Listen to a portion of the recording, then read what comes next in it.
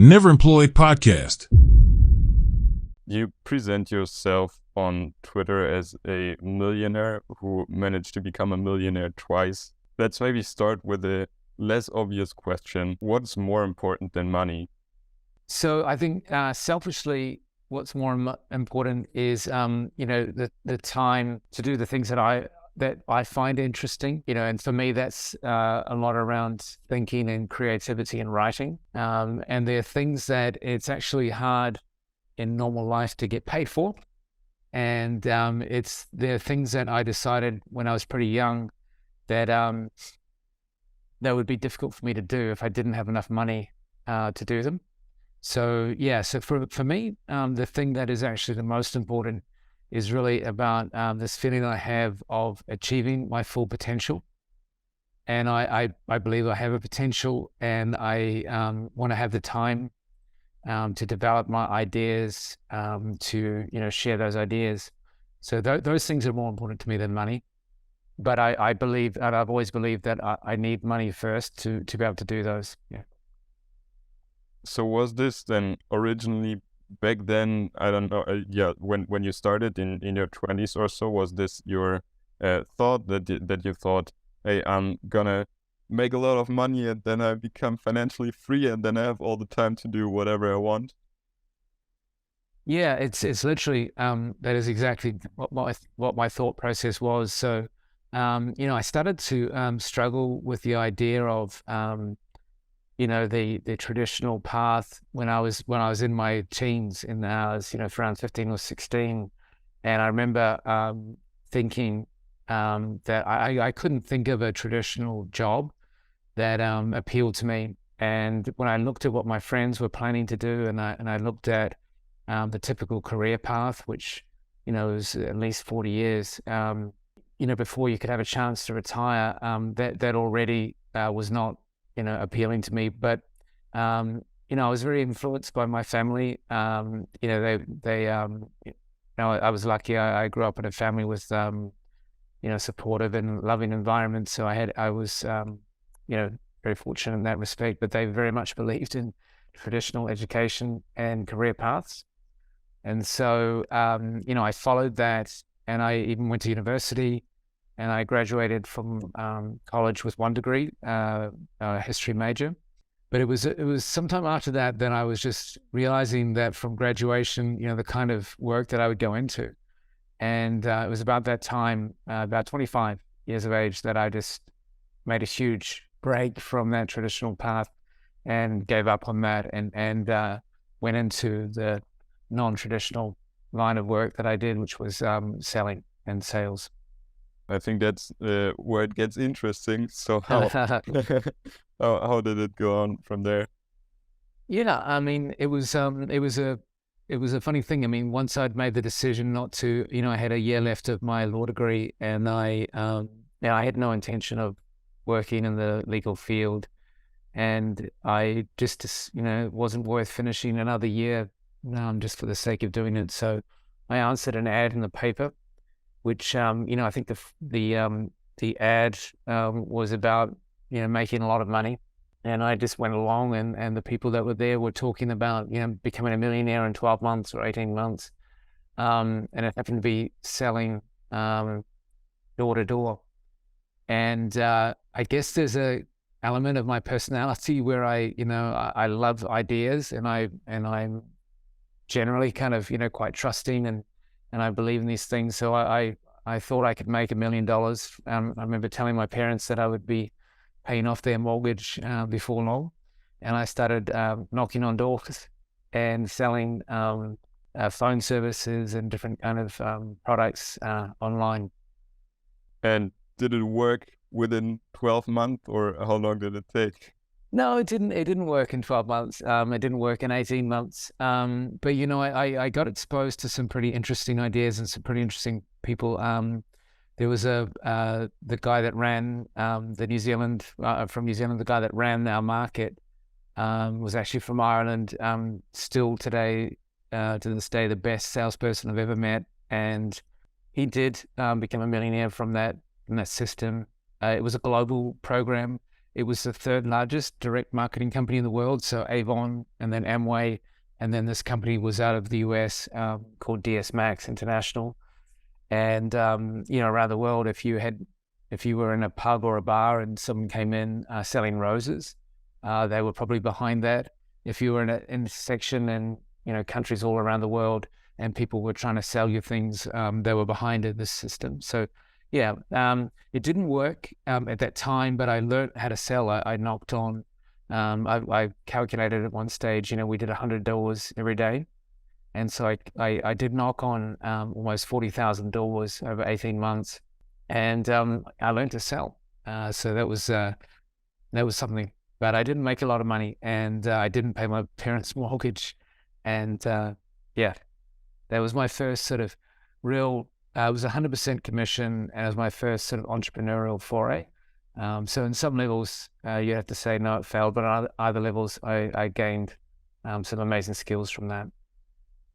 And yeah, with what did you end up after these 18 months? Or did you quit after the 18 months? Or the business itself disbanded. It was a small startup in New Zealand, and that disbanded. I can't remember if I quit or if the business finished first. I tried a little radio advertising sales. Also had an amazing mentor for some time, and then it was about that time that I had a chance, and I left New Zealand and went to Japan. I went to Tokyo, and started the next phase of my life, and where I spent 23 years working and living in Asia.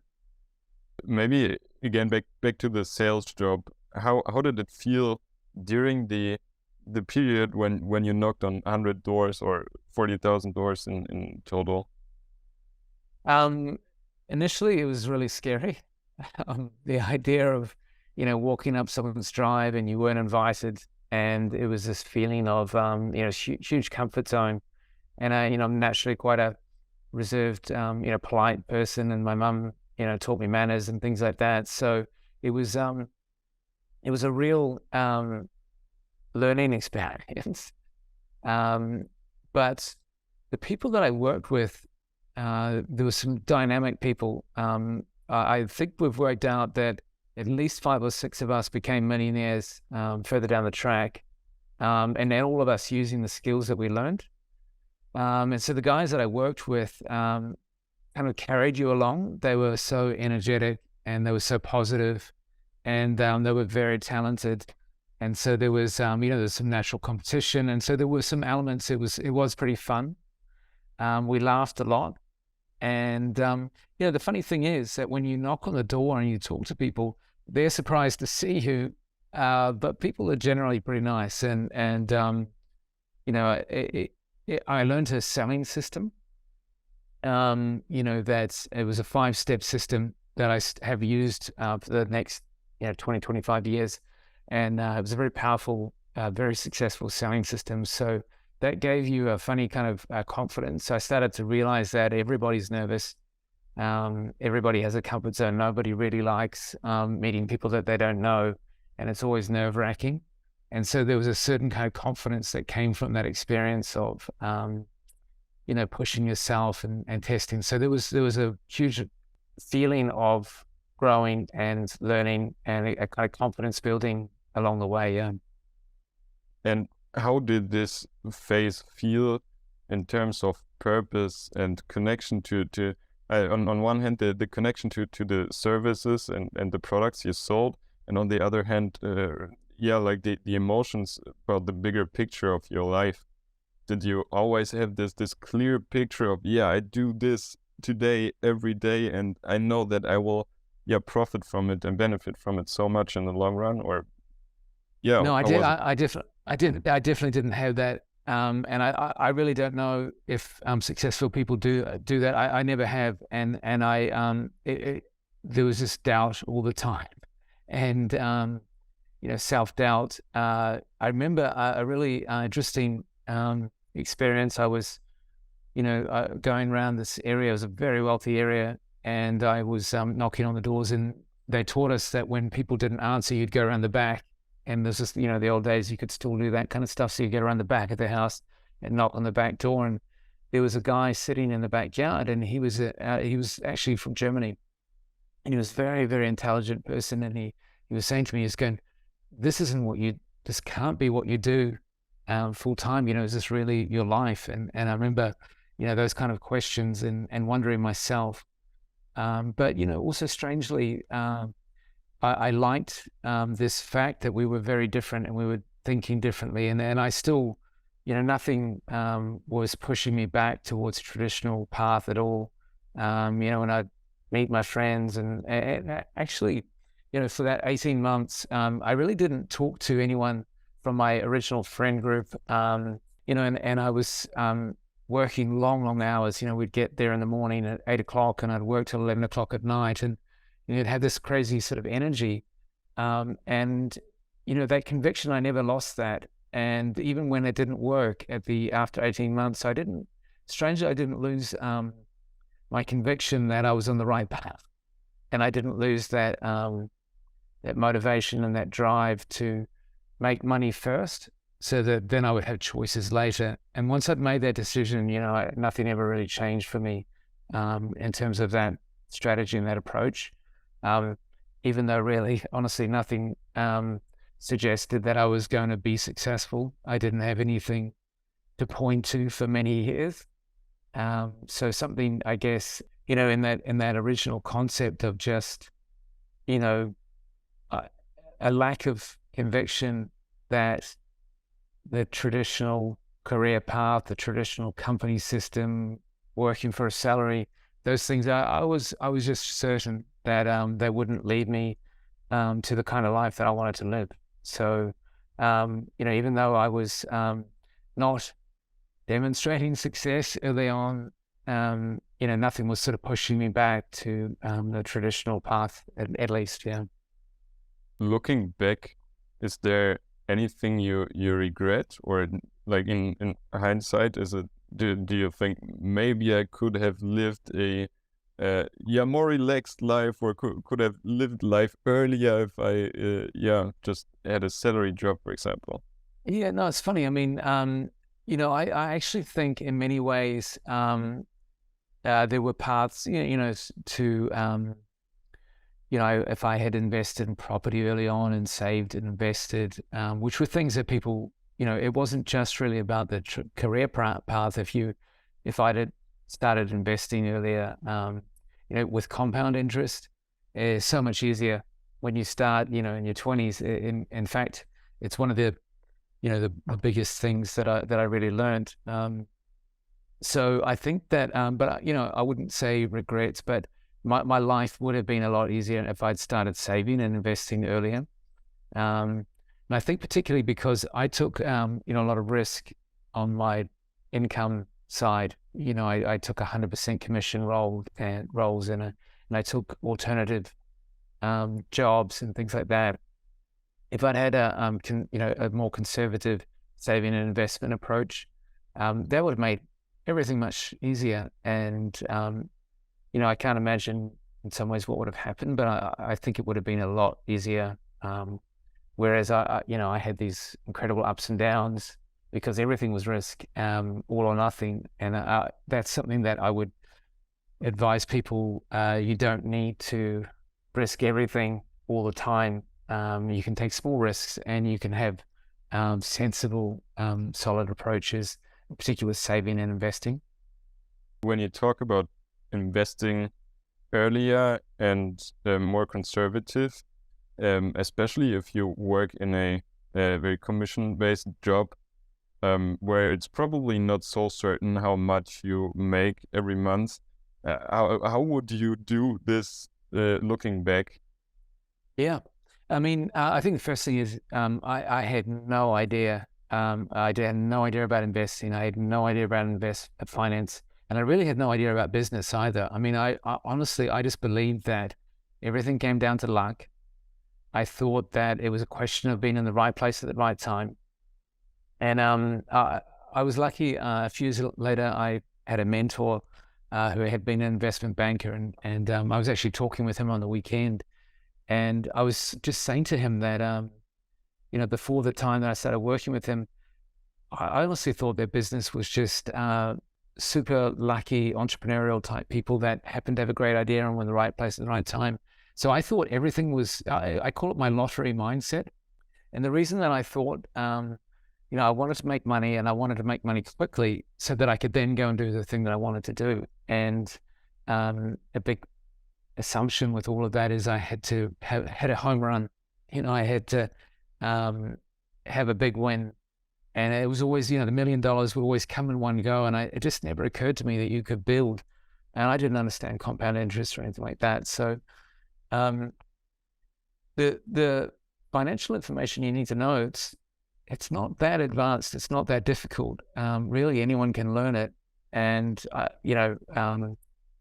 I think that's something that I would advise people early on is study basic finance and become financially literate. Life is a lot easier and a lot more fun when you know the fundamentals. Yeah, definitely. And I think at least having some sense of compound interest, as you said, in your 20s can do a lot. And I experienced this for me. I look on what I've invested so far, and it looks like, yeah, maybe you could use this money better in a better way. But probably in 10, 20, 40 years, when I leave it where it is, it's probably gonna benefit me a lot. I mean, I'm sure. And I think the hard thing is, when you're in your 20s and you put $1,000 or even $500 and, you're getting dollars and cents back, it just seems like such a small amount. But just take an Excel spreadsheet and just, if it's 4% or 7%, if it's 7%, it's going to double every 10 years. And I didn't know that. But it's very simple to take an Excel sheet, put the years in and just create a simple model. And I think, that kind of planning mindset, and it's, I think that 10% is a very small amount of your income to save and invest. I think 20% is prudent. And, I currently today, be at least 25% of any income, I invest. But, when I'm in my 20s, I didn't even get close to that. I spent everything that I earned and more, I had credit card debt and things that, now just seem crazy to have done. And part of what I want to do, what I'm trying to do now with my own current brand, Independent You, I'm just hoping to educate people and to help them see that it doesn't, it's actually easier than you realize, and it's achievable. You touched on your brand that you're working on at the moment. Do you want to go a little bit more into detail there? Yeah, thank you. I don't know if, are you familiar? Do you know Evan Carmichael? No, actually not. Okay, so he has a book. It's called Your One Word. He's on Twitter, and his book, Your One Word's been very successful. And I came across it a few years ago. And the idea is that, you sort of have the mission and the value statement that business is going to create. I've done that many times as an entrepreneur. And I never found it very helpful. It always felt, really artificial to create a kind of vision statement. And in actual fact, my experience was that particularly young entrepreneurs would do it as an exercise and then put it aside and they would never use it. But Evan Carmichael has this theory that you can distill down to one word, your purpose, the thing that motivates you, the thing that drives you. And I started reading this book, and he, gives some really interesting examples of people who take this word and what it does for them. And so I it took me about 6 weeks, and I, played around with words and I was trying to work out, and, I've always been quite driven, and I thought the word might be achieve, and I was playing around, and then just one day it just hit me, and I was going, independent, that is actually been the thing that has just always driven me. I'm lucky that I've kept in touch with people I went to school with since I was very young, since I was 10. And, now when I talk with them, they say to me, oh, you were always different, you always had different ideas. And this feeling of independent was really important to me. And the brand Independent You is about helping people to learn to think for themselves, always ask questions, set their own path to achieve their own potential. And it just happens that my own experience has been that I believe today, as I did 25 years ago, that it's very difficult, I think, in the modern world to do what you really want to do, to have all the choices if you don't have money. Whereas if you have enough and you do have enough, if you are financially free, all the world opens up. You can take choices about where you go and what you do and who you work for. And, so independent you is really about helping people to find their own unique path to discover their own approach to becoming financially free. And yeah, so it's not a textbook approach, but I believe that harnessing simple fundamentals and becoming financially literate are some really good steps. And so, yeah, the Independent You is essentially, it's a newsletter, and it's helping people to identify their own path to financial freedom so that they can achieve their own potential. This sounds super, super cool, super powerful. And I believe that this is also, I mean, you're kind of mentoring people that way also, right?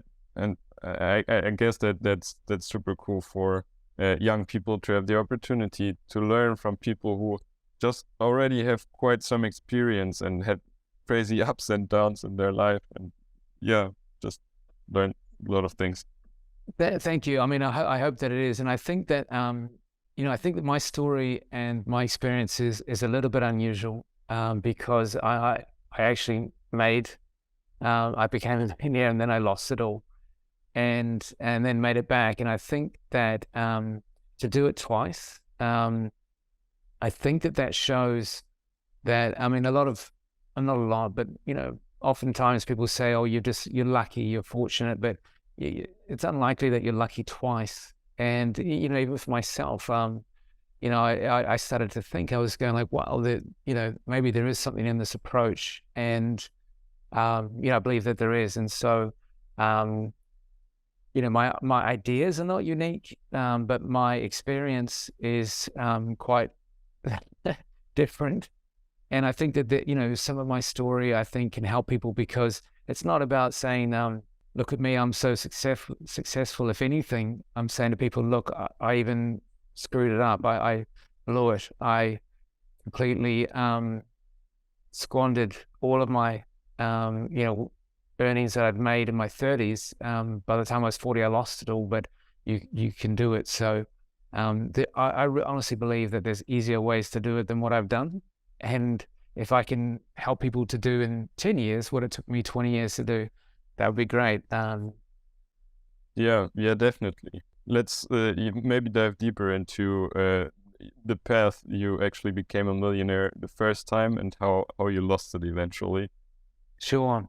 I mean, it was, the first time, so after that door to door, and then I moved to Japan and Tokyo, and I was, finding my way in a new country. I was using sales. And so one thing about selling, you earn by commission, and, suddenly you have big paydays because, you close accounts and you win contracts and things like that. And, I started earning money, and then I met a couple of guys who wanted to bring the Silicon Valley to Southeast Asia, and that was their vision.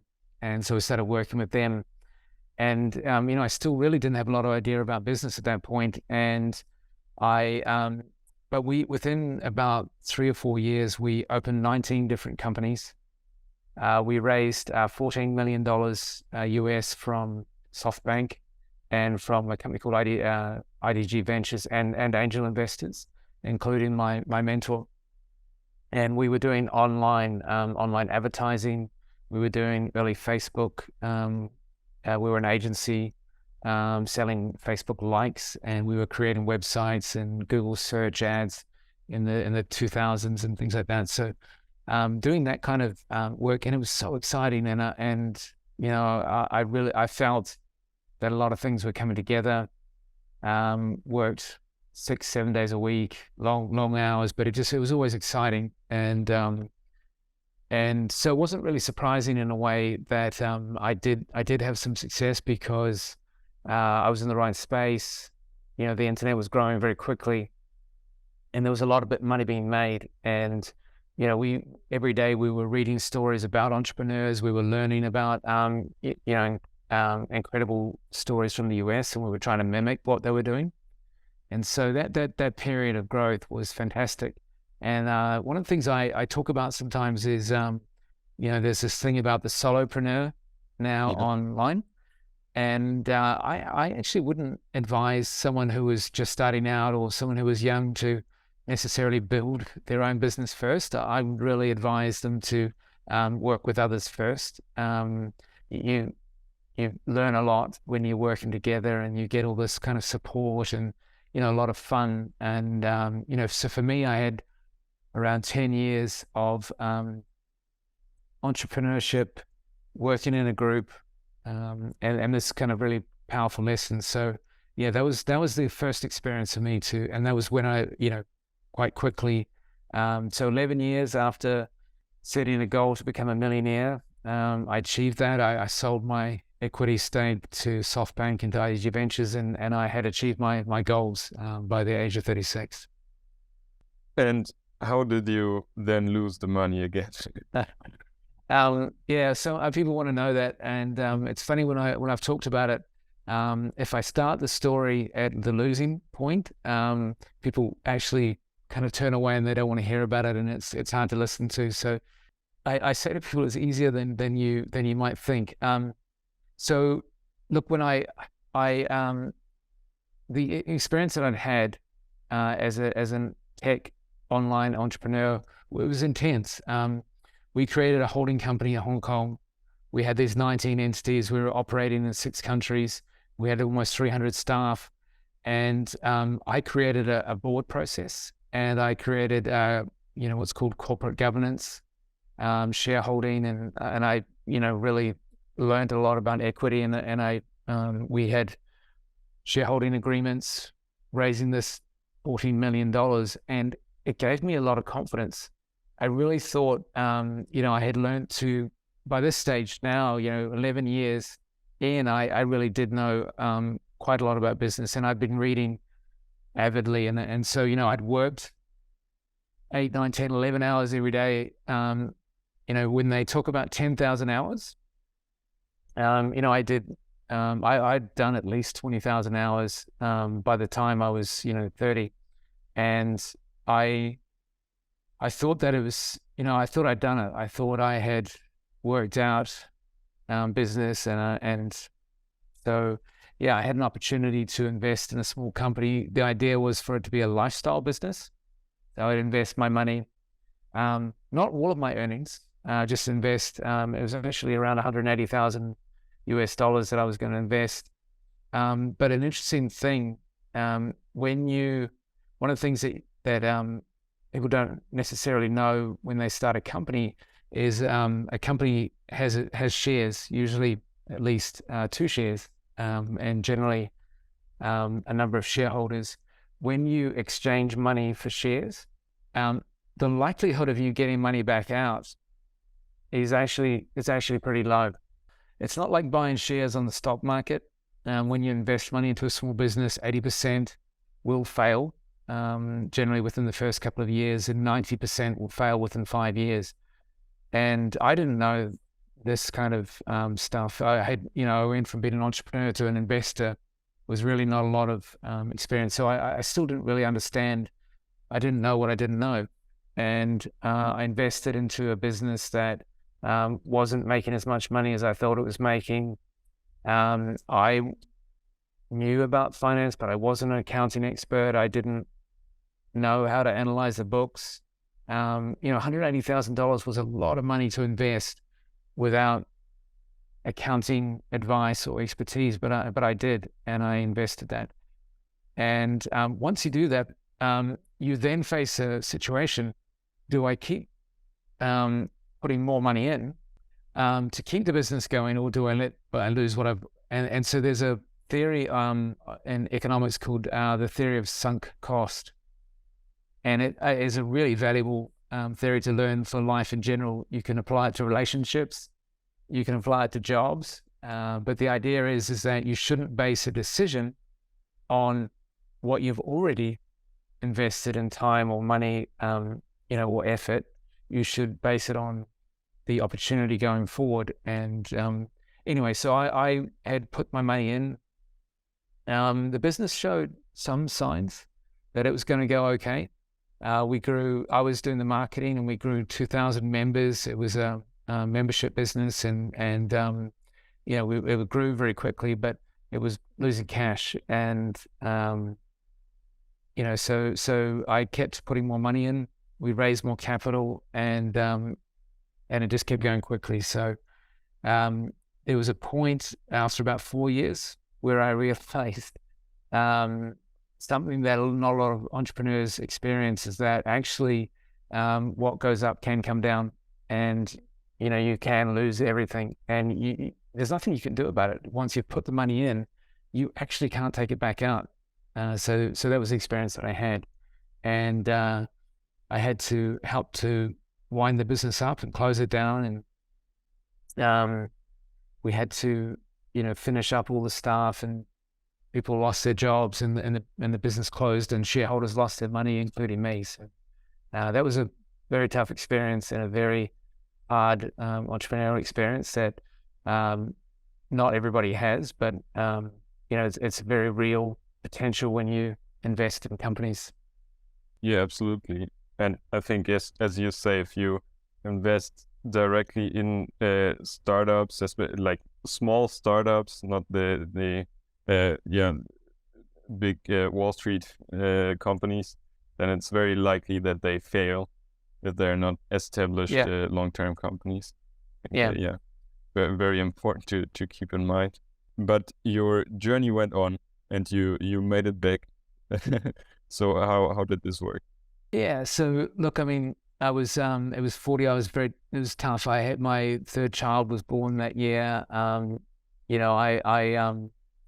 I'd been working so hard as an entrepreneur, and then, I didn't need to have risked everything, and I ended up doing that. And then, because I'd worked so hard all the time, I also wasn't home a lot, so I hadn't sort of spent a lot of time with my kids. And then suddenly, at the age of 40, when I thought that I would be enjoying that financial freedom, I'd pretty much gone back to zero. So I got lucky. I met a guy who had set up a tech company out of actually Israel and America, and he had set up the Asian office, and so I met him, and I had my online advertising background, so I started working for them. I opened up Japan, Australia, Singapore, Southeast Asia, and I just started flying, and I just went to markets, and I used my sales, and I just did big presentations and flew around the world. I think at one point, every 4 days, I'd fly to a different country, and I did that for 3 years, and started to earn money back and commission and things like that. And I did some things quite differently this time. My wife was good at saving, and I didn't spend all the money. We bought a small apartment and got a small mortgage and paid that off quite quickly.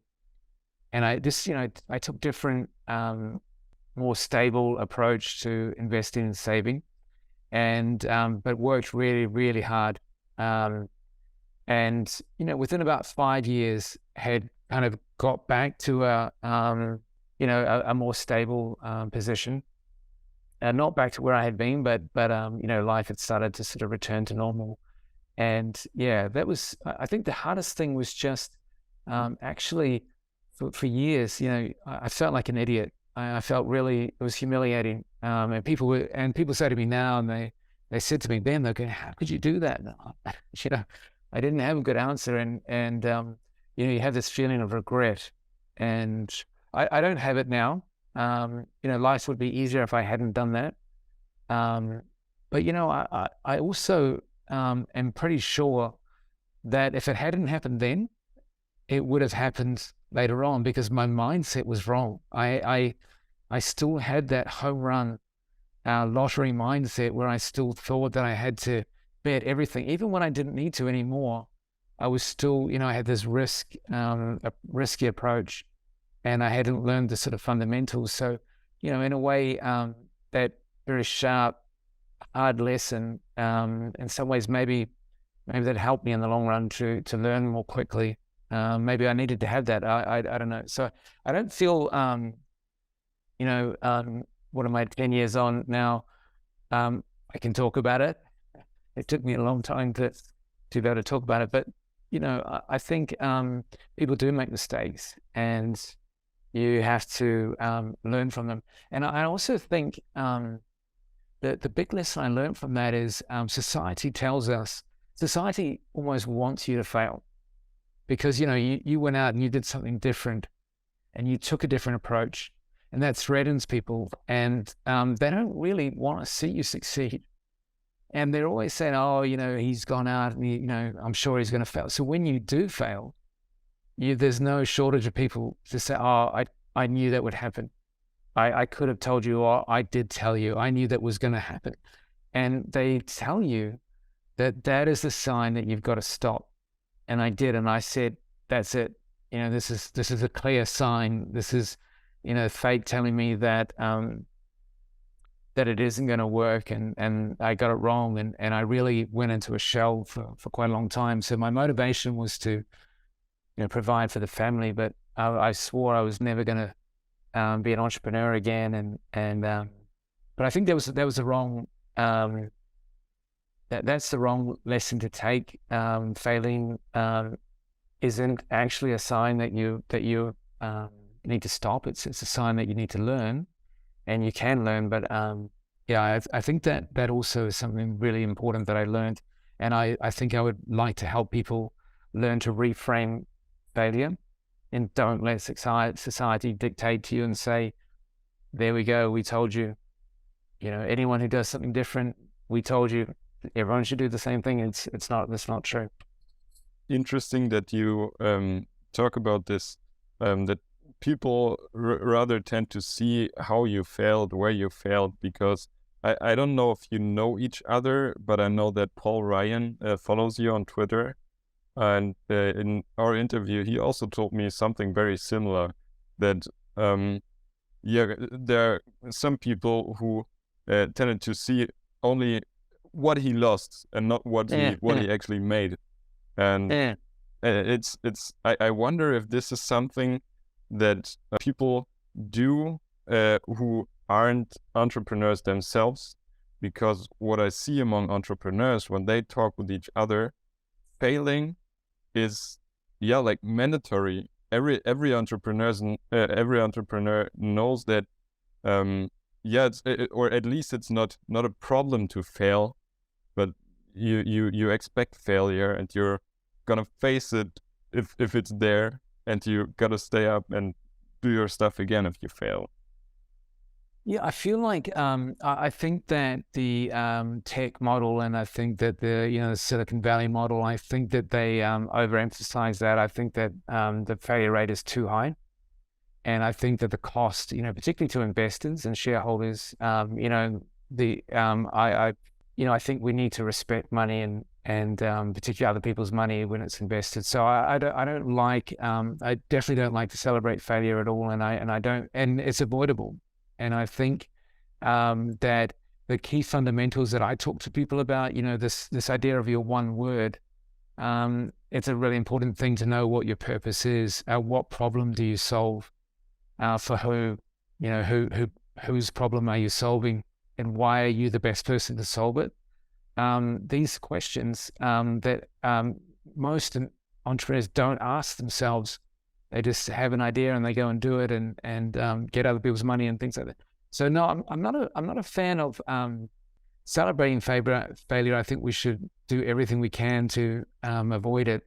But I think that on the other hand, I do think that society generally is too quick to take the conclusion that this is a sign that you stop and And, I think that it is in some ways a part of the learning experience, but you have to be careful and you have to manage risk. And I think it puts a lot of people off entrepreneurship when we talk about failure. And yeah, I know what you mean with entrepreneurs, but I think sometimes if we talk about failure as though it doesn't matter, I think that puts people off. Failure hurts. It does, and it impacts people. And so you have to be, you have to approach with caution. But I think a lot of it is avoidable, and I think that we can reduce the failure rate. As much as I want to reframe how we think about it, I don't encourage people to seek failure. Yeah, it definitely makes sense. So yeah, since entrepreneurship in general is already super risky, it's just what you say. Maybe you just want to reduce the risk as much as possible and invest long-term, stable. Yeah, I think if people would adopt, the right time frame, the most common mistake is people going for huge, results too quickly, and most often measuring in terms of headcount and saying, we grew this fast because headcount is not a measure of early success. In fact, it's probably the opposite. So, there are fundamentals that we can, but taking enough time and really making sure that you are solving a problem that people need to have solved. And there are ways to test that without wasting too much money and spending too much money, and really iterating. And I think that is the lessons that we learned in the 2000s and the 2010s. I think now we know a lot more about iterative approach. We learned a lot from agile compute programming, and I think that we can adopt these approaches. And so, there is a lot of collective learning we can use now, I think, to be smarter about how we build. Yeah, probably. Then maybe to wrap this up, is there anything or any way people may help you at the moment on your journey with what you're doing? Look, I think so. Just to be clear, my approach with this is, I'm not intending to. I see a lot of coaches out there and a lot of these kind of models. My idea is to, I've always wanted to be a writer. My goal was to write. And so what I plan to do, what I'm doing is I've created the newsletter and I'm publishing on Twitter, and I've published one ebook. I'm actually going to republish it in a year or so. So the thing I really just appreciate most from people is if they are following me. I love questions. I love to know feedback. I love to know what people would like to know, where they need help, if there's something that I can share. It's really for me about understanding what it is that people will most benefit from. Say if it's from my experience, what I can help people with.